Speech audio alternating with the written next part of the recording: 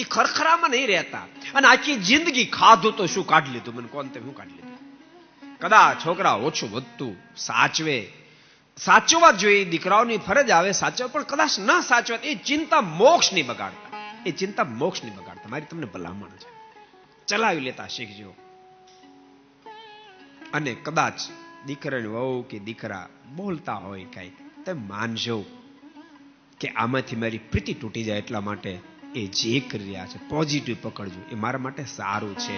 દીકરામાં દીકરાની વહુમાં ક્યાંય પ્રીતિ ન રહે, બંધન ન થાય, એમ પોઝિટિવ લેજો.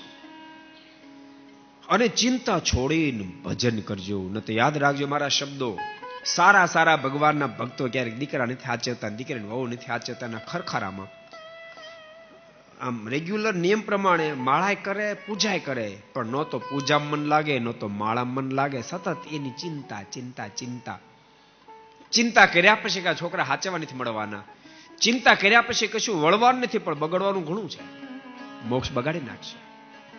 માટે ખાસ ભલામણ કરું છું કે કદાચ છોકરાઓ ન સાચવે તોય જાજી ચિંતા ન કરવી. મનમાં એમ માનવું કે પશુ પક્ષીના દેહમાં ક્યાં કોઈ સાચવા હશે, ત્યાં ક્યાં દીકરા દીકરી સાચવા હશે, એમ માનીને પણ મનને થોડું મઠારવું, મનને મઠારવું.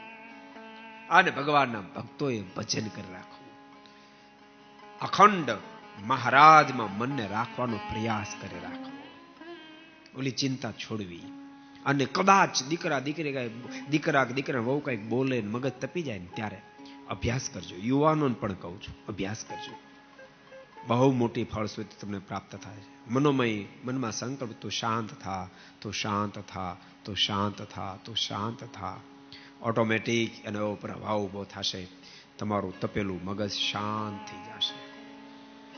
ક્યારેક યુવાનોને માનો કે અવશ્યમેવ એ હિન્દુ ધર્મ અને બધા જ ધર્મોની ફિલોસોફી છે કે જે નારી સુખી થવા માંગતો હોય પોતાના પતિની આજ્ઞામાં રહેવું, પણ કદાચ ન ક્યારેક રહે, ઓછા ઓછું રહે, ક્યારેક ન તમારું માને તોય ભજન છૂટી જાય, એટલો બધો ઉદ્વેગ થવા નહીં દેશો, એટલો બધો ઉદ્વેગ થવા નહીં દેશો. જરૂર થોડુંક થાય, એટલો બધો ઉદ્વેગ નહીં થવા દેશો कि आपको मोक्ष बगाड़ी नाखे।